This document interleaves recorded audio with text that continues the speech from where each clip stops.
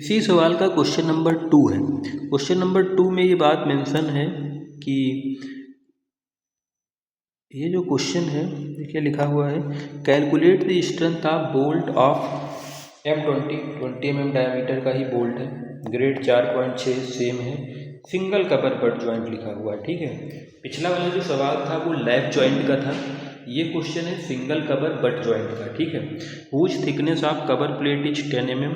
ठीक है, जैसे और मेन प्लेट है 12 mm की, जैसे आपकी एक मेन प्लेट 12 mm है, इसको जोड़ने के लिए ऊपर से सिर्फ एक कवर प्लेट लगाई जा रही है 10 mm की। तो ये 10 mm की प्लेट है और ये आपकी 12 mm की प्लेट है। सवाल सेम रहेगा, सवाल में कोई चेंज नहीं होगा।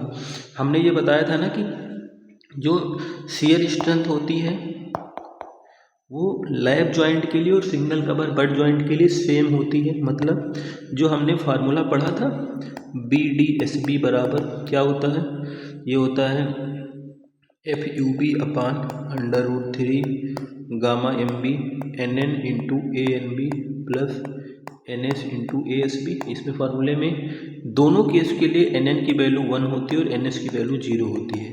तो इसमें कहीं पे भी कोई थिकनेस की बात हो नहीं रही है, इसीलिए ये दोनों केसेस सेम रहते हैं। जैसे हमने उसमें किया था FUB की वैल्यू 400 अपान √3 गामा MB की वैल्यू 1.25। ठीक है, और NN की वैल्यू हमको पता है 1 आती है। ANB जैसे हमने पिछले क्वेश्चन में निकाला था 0.78 इंटू π/4 और डायमीटर का स्क्वायर प्लस इधर वाला तो पूरा 0 हो जाएगा क्योंकि 0 से मल्टीप्लाई हुआ है, तो 45.27 किलो न्यूटन वैल्यू आ रही थी। सेम टू सेम इधर भी हो जाएगा। शियर स्ट्रेंथ निकल गई। बियरिंग स्ट्रेंथ का हमने फार्मूला पढ़ा था, क्या होती है BTPB बियरिंग बराबर 2.5 KB into D into T into FU अपान गामा MB। ठीक है, तो KB की वैल्यू तो अभी भी नहीं चेंज होगी क्योंकि डायमीटर ऑफ बोल्ट पे ही डिपेंड कर रही है। अभी भी KB की वैल्यू किस पे डिपेंड कर रही थी, पहली थी E अपान 3D0, दूसरा P अपान 3D0 माइनस 0.25, तीसरा था FUB अपान FU और चौथा था 1। इन्हीं चारों चीज़ों पे डिपेंड करे थे, तो इसमें कहीं थिकनेस तो आई नहीं है। बस इस फार्मूले में FU की वैल्यू अभी भी 410 होगी। T चेंज हो जाएगा, T की वैल्यू क्या होगी, इन दोनों में से जो कम। जब लैप जॉइंट था तो एक ही प्लेट थी और 12 mm थिकनेस की थी, तो हमने 12 के 12 ले लिया था। लेकिन जब सिंगल कवर जॉइंट होगा तो दो प्लेट है, एक 12 mm की एक 10 mm की, तो दोनों में से जो कम होगा वो कितने mm का है, 10 mm का। बस यहाँ इतना चेंज हो जाएगा। डायमीटर ऑफ बोल्ट अभी भी 20 mm है, बस दोनों को हम निकाल लेंगे और जो कम आएगा वही वाला हमारा आंसर आ जाएगा। तो जो शियर स्ट्रेंथ यहाँ से 45.27 आ रही थी, यहाँ पे अगर हम निकालते थे तो कितना आएगा देख लेते हैं। ये फार्मूला अगर हम लोग लगाते हैं, इधर लगा के देखते हैं। ठीक है, तो सवाल कैसे लगेगा, ये हो जाएगा 2.5 KB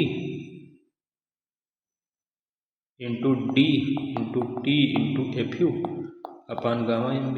2.5 KB की वैल्यू है 0.5 into diameter of bolt 20। Thickness पहले पिछली बार 12 mm की एक ही प्लेट थी तो 12 थी, इस बार क्योंकि 2 है तो एक बार कम वाली ले लेंगे 10। FU कितना है 410 अपान गामा MB 1.25। इसको क्या करेंगे 10 की पावर -3 से मल्टीप्लाई कर देंगे न्यूटन को किलो न्यूटन में चेंज करने के लिए, तो जो भी आएगा 75-80 के आसपास इसकी वैल्यू आ जाएगी। तो दोनों में से कम कौन सा है 45.27 किलो न्यूटन, तो वही आंसर हो जाएगा। ठीक है, तो ये सवाल हमारा था सिंगल कवर बट जॉइंट का। ठीक है, तो इसी का अगला क्वेश्चन दिया हुआ है वो है डबल कवर बट जॉइंट का। ध्यान से देखिएगा, इसमें लिखा है calculate the strength of A 20 mm diameter bolt of grade 4.6 double cover butt joint. ठीक है, जब डबल कवर बट जॉइंट रहेगा और एक प्लेट आपकी जो कवर है वो 8 mm की है और दूसरी मेन प्लेट 12 mm की है। देखो एक प्लेट ये है, एक प्लेट ये, बट जॉइंट में आमने सामने जोड़ते हैं, इसके ऊपर एक प्लेट ऊपर से और एक प्लेट नीचे लगा के इसको जोड़ा जा रहा है। ये प्लेट आपकी 8 mm की है, ये प्लेट आपकी 8 mm की है, बीच वाली 12 mm की प्लेट है।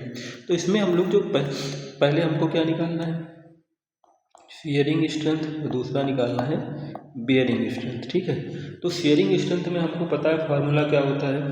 फार्मूला होता है, पहले देखो सब कुछ सेम टू सेम करते जाना है, कुछ चेंज नहीं करना है। सबसे पहले इन्होंने डायमीटर ऑफ बोल्ट दिया हुआ है 20 mm, रहने दो कोई दिक्कत नहीं।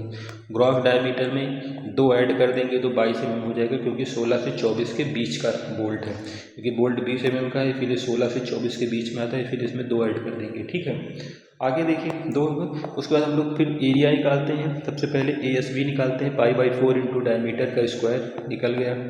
फिर निकालते हैं ANB, 0.78 से मल्टीप्लाई हो जाता है π/4 d स्क्वायर को। ठीक है, π/4 d स्क्वायर को हम लोग किससे मल्टीप्लाई कर देते हैं, 0.78 से। ठीक है, तो ये आ जाएगा 245 mm स्क्वायर।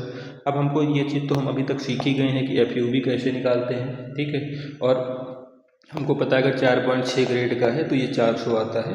और FU जो होता है, देखो FUB अलग है, FU अलग है। FU कितना होता है, 410 होता है। ठीक है, अब दिखाइए डिजाइन शेयर स्ट्रेंथ आप बोल्ट कैसे निकालते हैं। हमने पढ़ा था 2 तरीके से निकालते हैं, एक शेयर स्ट्रेंथ निकालते हैं और एक बेयरिंग स्ट्रेंथ निकालते हैं। ठीक है, अब डबल कवर में चेंज क्या होगा यही ध्यान दे लो, बाकी सब कुछ सेम है।